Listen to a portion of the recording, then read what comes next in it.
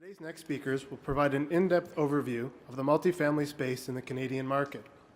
Jason Lowe, Vice President, Go-to-Market Execution, Alta Data Solutions, and Peter Norman, Vice President and Chief Economist, Altus Group, have teamed up today to bring you the latest market insights on cap rates, new entrants to the market, and transaction volumes within the highly competitive Canadian multifamily space. Our thanks to Prime Corp Commercial Realty for sponsoring this presentation. Please join me in welcoming Jason and Peter to the stage. Good morning, everyone, and thank you for the introduction, Daniel, and the hardest act to follow, Ben, and the opportunity for Peter and I to present this morning's market overview of the multifamily residential market in key Canadian cities. In a continued market of complexity impacted by many drivers and factors, including economic conditions, limited housing supply, policy, prevailing housing affordability issues, increasing land values, continued intensification, as Ben mentioned in his presentation, the own versus buy conundrum, depending on where you are on the generational spectrum, or as Ben mentioned, the mirage, if you will. We hope to leave you with some insights on the current state of the market and opportunities and challenges that lie ahead for the next 12 months. Peter and I will do this in a two-part presentation, with myself in part one, providing a market overview of the apartment investment sales, looking at transaction volumes, cap rate trends, and buyer composition, citing some notable transactions, and some observations on the emerging trend of purpose-built rental, which I think, unlike the last few years at this conference, where it was a question of whether this was an emerging trend or not, clearly is becoming one that we're starting to see develop more and more. In the second part of the presentation, Peter will provide you with an overview of the Canadian rental market, looking at households, product composition, demand versus supply, and key drivers and opportunities and challenges to keep in mind for the next 12 months. Before providing you with a market update on apartment investment sales, I'd like to note that all information in my section of the presentation is derived from our RealNet data as collected and researched by our Altus Data Solutions team, as opposed to those being derived from the models that are utilized by our valuation professionals in our Altus Expert Services. For the Vancouver market, we're just finalizing, actually, as of yesterday, the Q2 results. So the chart that you're actually seeing on the screen is therefore for the apartment sector for Q1. For Q2, overall investment sales, if we look at all the commercial investment sales in Q2, the sales reached a mind-blowing all-time high, exceeding the previous quarter on record set in Q1 with well over $3.5 billion in sales, comprised of more than 850 transactions, and approximately 50% of the overall sales being led by, no surprise, the land asset class. Apartment property sales for Q2 comprised 10.5% of the overall dollar volume, with about 50 transactions totaling just over $400 million in dollar volume, setting the highest quarter on record for total dollar volume since the last record set in Q4 of 2009, and almost doubling the total dollar volume in Q1, as you can see on the screen. The bars representing the total dollar volume, the red line representing the number of transactions. No surprise on the continued cap rate compression of this asset class, currently at an average cap rate of 3.17% for Q1, as compared to the 2015 average cap rate of 3.59%, and an average price per unit is just over $281,000, as compared to $253,500 in 2015. Looking at a few notable transactions in Vancouver, there are a few interesting non-market sales that reflect current market conditions and affordability. The first is the acquisition of Lafayette Village in the Sullivan Heights community at Burnaby by Starlight Investments from Mayfair Hotels and Resorts, which closed on November 20th, 2015. This was a share sale, so while there's no land title documentation, the total purchase price was reported as $160 million for 548 units, representing a price per unit of just under $292,000. To put these numbers in perspective, the vendor acquired the property in April 2012, also via a share sale transfer for $90 million and just over $164,000 per unit.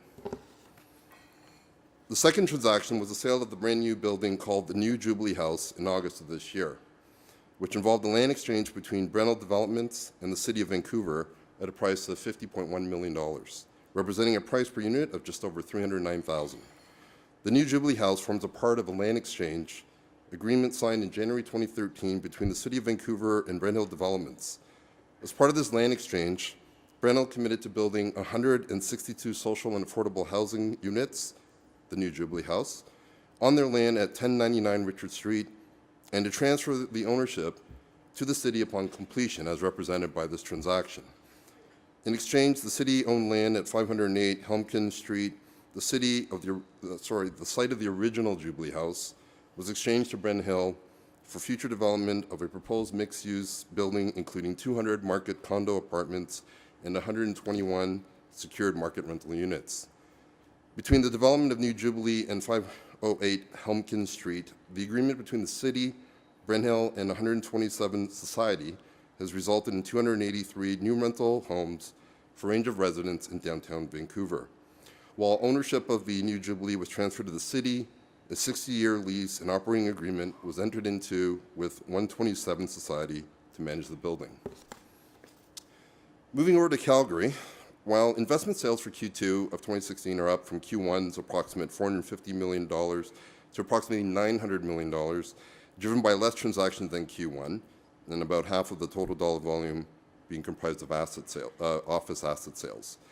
Apartment property sales represented the smallest portion of overall investment sales at 3.8% of the total overall dollar volume, with 11 transactions totaling just over $34 million in total dollar volume. While sales are down to about a third of Q1's apartment sales, on a year-over-year basis from Q2 of 2015, the total dollar volume increased by 94%, driven by the dollar size of the transactions, with 11 versus 10 back in Q2 of 2015. As with the Vancouver market, we continue to see compressing cap rates, currently at an average cap rate of 4.7% for Q2 2016, as compared to the 2015 average of 5.22%, and an average price per unit at just over $248,000 versus 2015's $208,000. A couple of sales to highlight for Calgary that are being talked about in the local market, first of which is the acquisition of the West Side in Mission, Calgary by Sable Developments, which closed on June 21st. This apartment was comprised of 35 units and sold for just over $6.5 million at an average price per unit of $186,000. Stay tuned to see what ultimately becomes of this asset, as it is located in the multi-residential high-density medium-rise district that is intended to apply to the developing and developed area. It has tall multi-residential development with high density and requires that development achieves a minimum density of 60 units per acre and a maximum building height of 164 feet. The other sale getting attention in the local market is that of the Birkinshaw in Beltline, Calgary, the second largest sale of 2016 thus far at $50.2 million, representing a price per unit of $233,500. This 16-story high-rise apartment contains 250 units and was purchased by Homestead from Lindbray Estates on March 29th.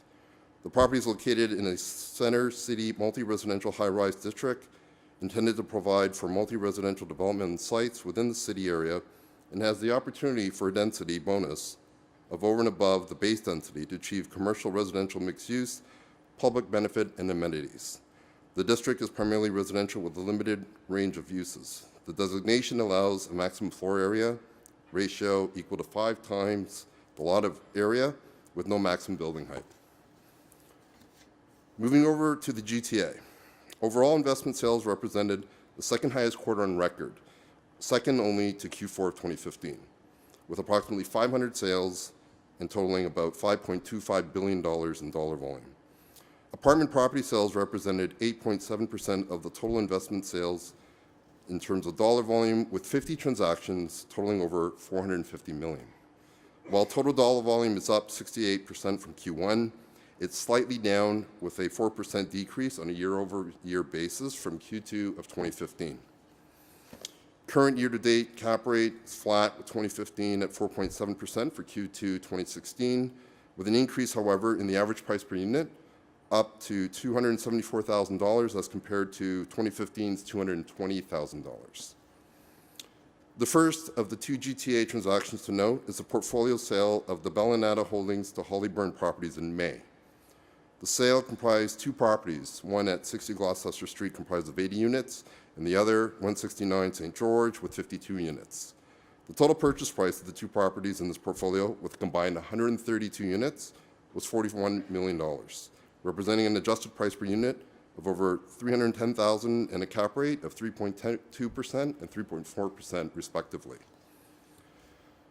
The third highest price sale for 2016 thus far is that of the 85 Murnell Court in Scarborough, selling for $38 million in June, closing on June 30th. Conundrum Capital and Q Residential acquired this 16-story, 265-unit apartment from Mala Properties at an adjusted price per unit of just over $149,000, as it was estimated that approximately $1.5 million in capital expenditures were required at the time of sale. The adjusted sale price after these costs was therefore $39.5 million, representing a going-in yield of 4.36%. The vendor had acquired the property in October 2006 for a total consideration of $11.8 million, representing a price per unit of $44,528. Taking a quick look at the investor makeup, what we're seeing here is based on the total dollar volume by investor type for the period Q3 2015 to Q2 2016. I'll caveat the findings with the fact that, as we all know, it's very difficult to accurately identify Canadian versus foreign investors. As we all know, there are different vehicles, different transaction types through which these acquisitions of real estate assets can be structured. That said, we can see that the majority of the market activity in the apartment sales is driven by private Canadian investors, followed by public Canadian investors, with a small and almost equal volume by foreign private investors in the GTA and foreign public investors in Calgary. Interestingly, Vancouver's results were substantially private Canadian investors, so did not represent much to show for the other purchaser profiles. And given the mind-blowing results of investment sales in Vancouver for Q2, we'll see what impact the BC foreign buyer tax will have on residential use property in the apartment sector, as well as residential land.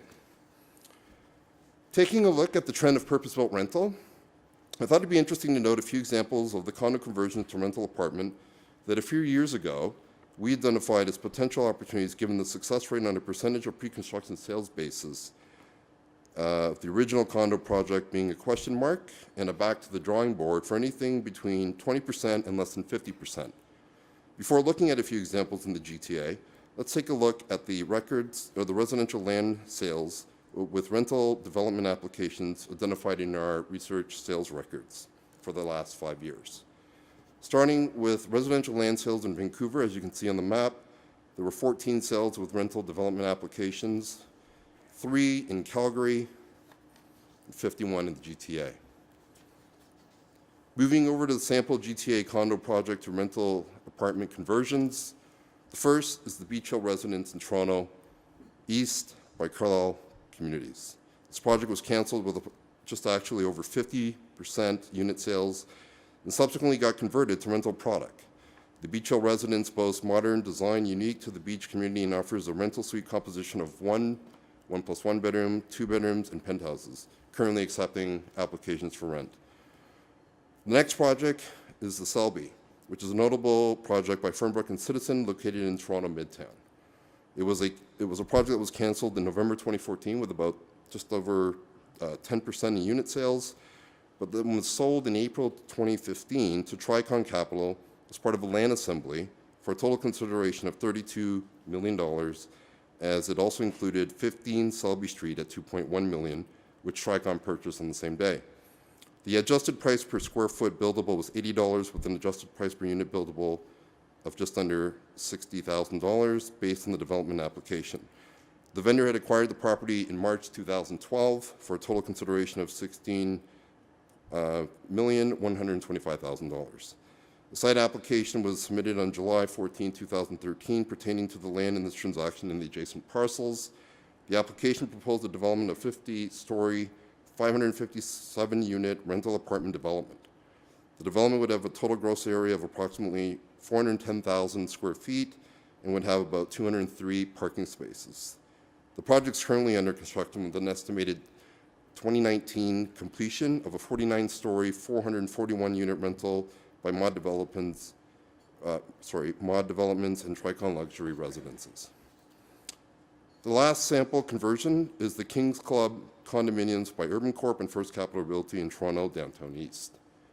At the time of cancellation in January of 2015, the percentage sold was 63%.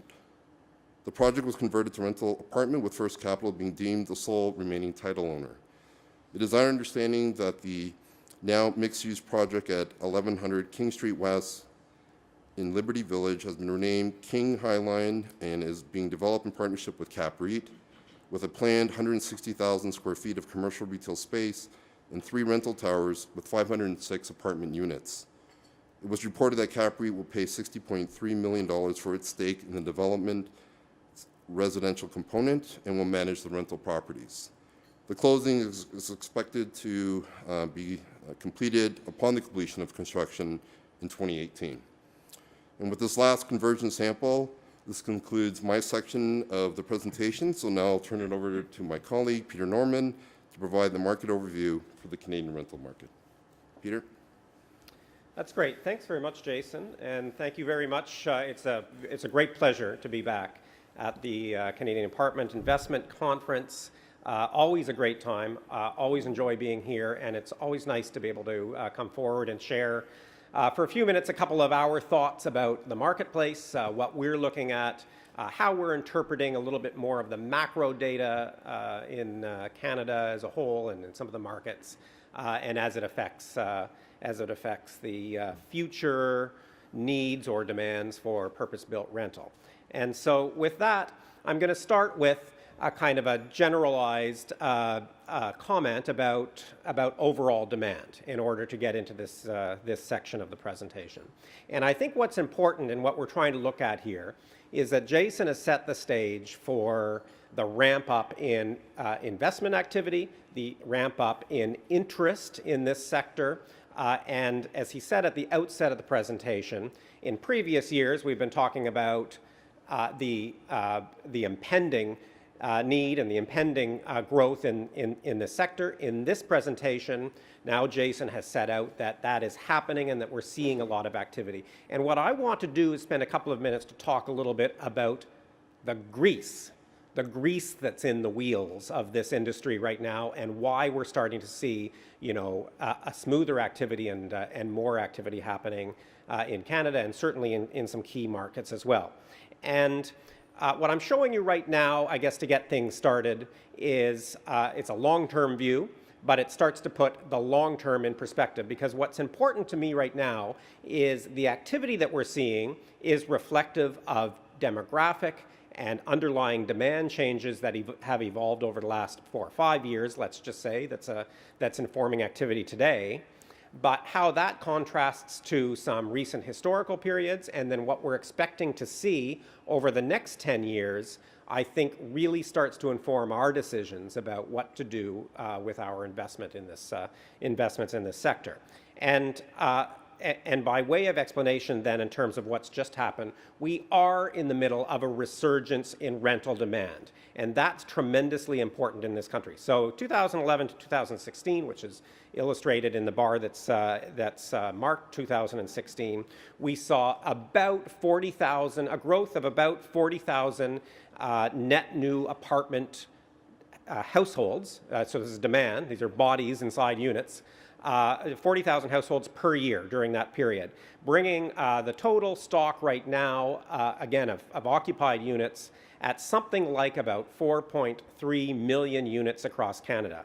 And as you can sort of see, looking at that longer term picture, this 40,000 units, the growth to about 4.3 million in the last few years, in pretty stark contrast to the last 20 years. We had a long, dark period in terms of rental demand throughout the 90s and 2000s, up to about 2011, where growth in rental demand was sticking at about somewhere between about 15 and 20,000 units per year. And we've just come into a period where that has doubled.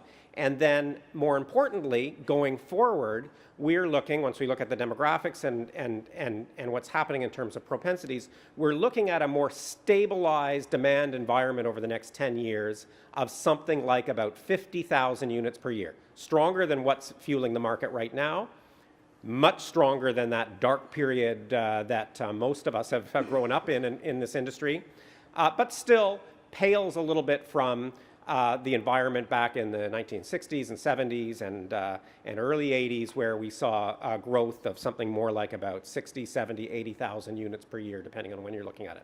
So not a resurgence of the 1970s, but it is, much stronger than what we've seen recently, and I think that that's one of the important messages right here. I will just say, just over on the right-hand side of what we're looking at, this is a kind of a larger macro view of how many households are in rental. So it gives us a sense about that underlying momentum. And when we talk about that period for the last 20 years when there's been such slow growth in rental households, we're talking about a period that even amongst all households, which are illustrated there in blue, all households where we saw rental propensities decline quite significantly through that period. Obviously, there's a component of that which is economics. That was a period where interest rates were going down, and as a result of that, we saw ownership propensities go up for certain ages and stages. But a big part of it also was the demographics through that period, where we saw more households aging into their higher ownership years. But the top line, which shows just the younger households, also shows that same, not as sharp a decline, but certainly shows that same decline, not over the entire period that interest rates was declining, but certainly in this last 10 or 15-year period when we were starting to see the millennials moving into moving into their household formation years. A much larger percentage of them were going directly to ownership, and that was one of the things also that characterized this period. So now we want to think about what's going on next. Just a tiny bit of a primer on population growth, and just for the sake of what we're talking about here today, a slightly different view on how the population will be growing or is likely to be growing over the next 10 years, over the decade that we're talking about going forward.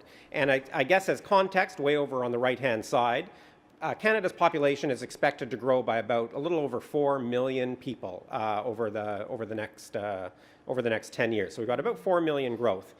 All of that growth, in fact, more than all of that growth, are people that are born, in the last few years and beyond over the next 10 years. So people that will be born.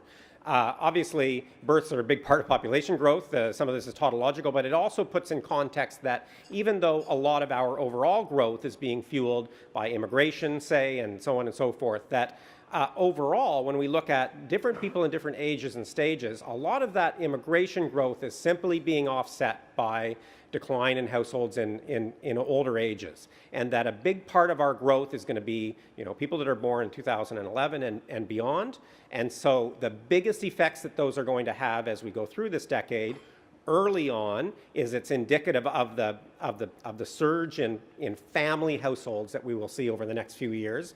Those are family households to millennial parents in what's called the little mini baby boom that we're in the middle of right now. That's going to be very important for family household creation, primarily ownership demand.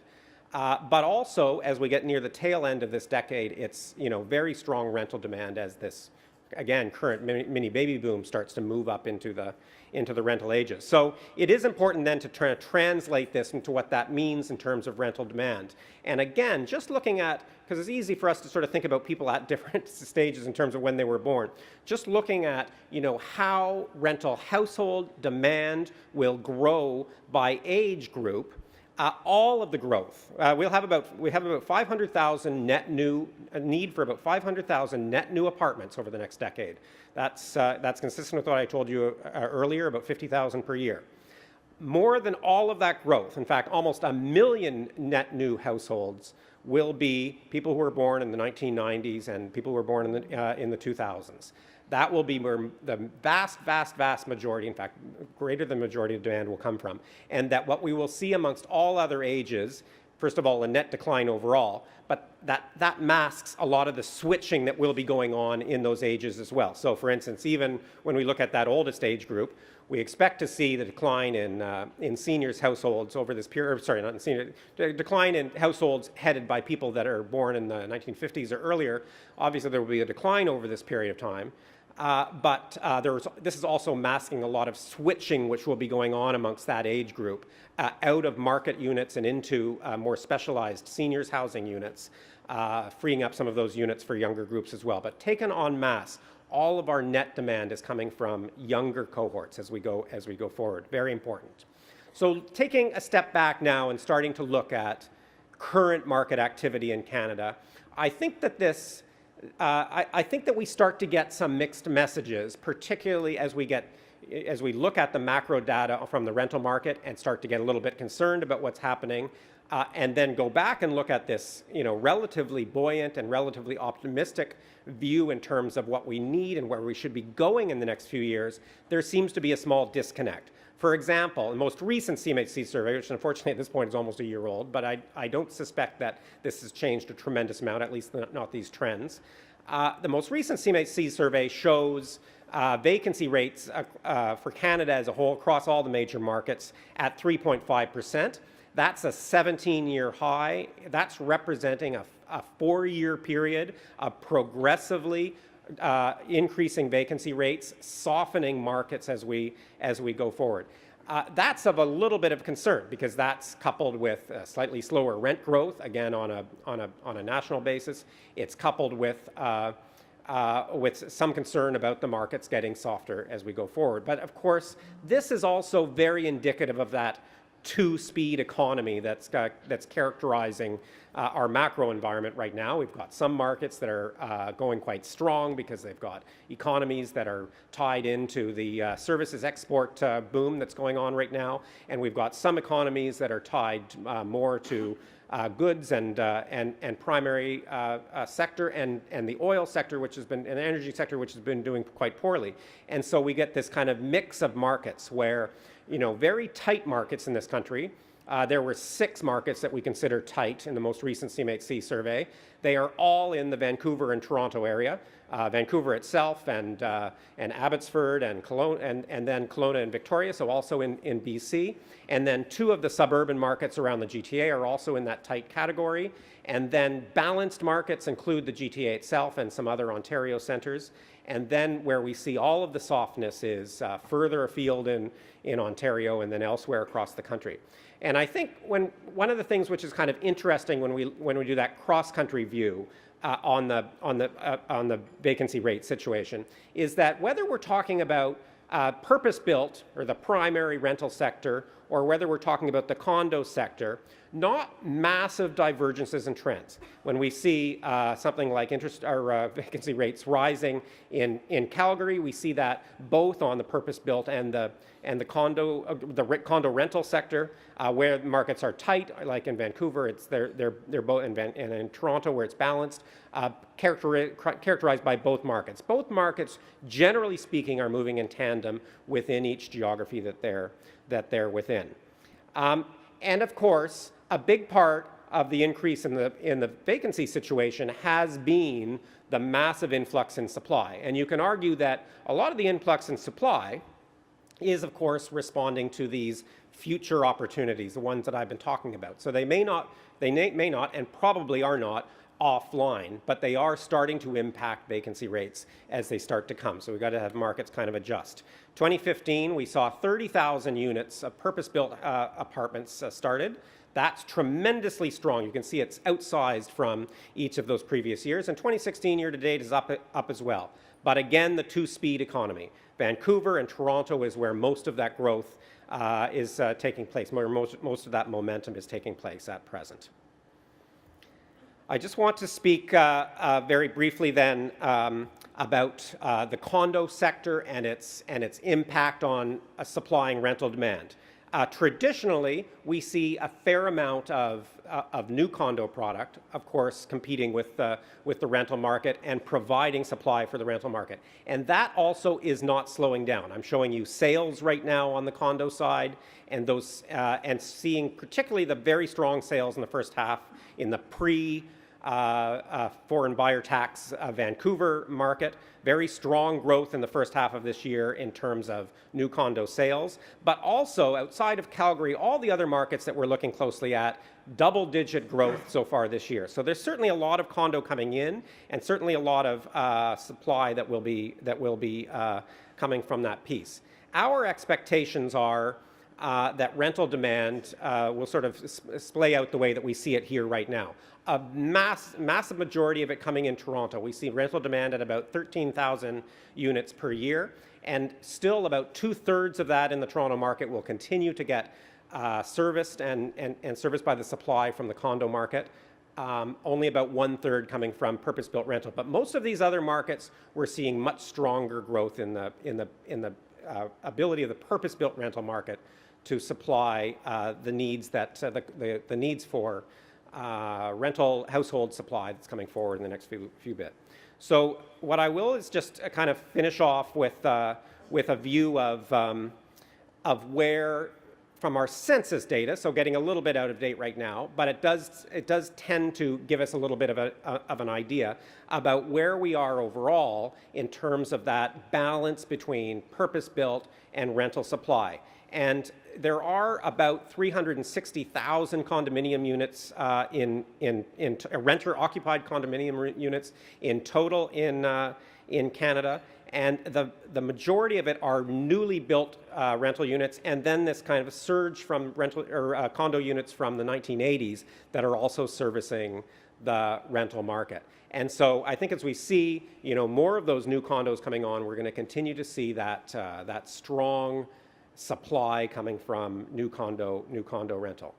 And that, I think, will take me to the end of most of the remarks I wanted to make. And again, I guess to stress one or two important things is that in our mind, the grease right now for the high level of activity that we're seeing is coming from the opportunities in the demographics, the opportunities for growth. And right now, they're a little bit spotty across the country just because of that two-speed economy.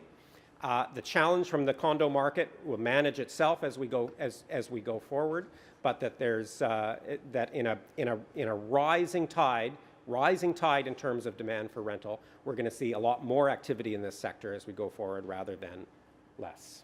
And so that will share with you just a little bit of contact information. And once again, thank you for inviting us to share some of our thoughts with you today.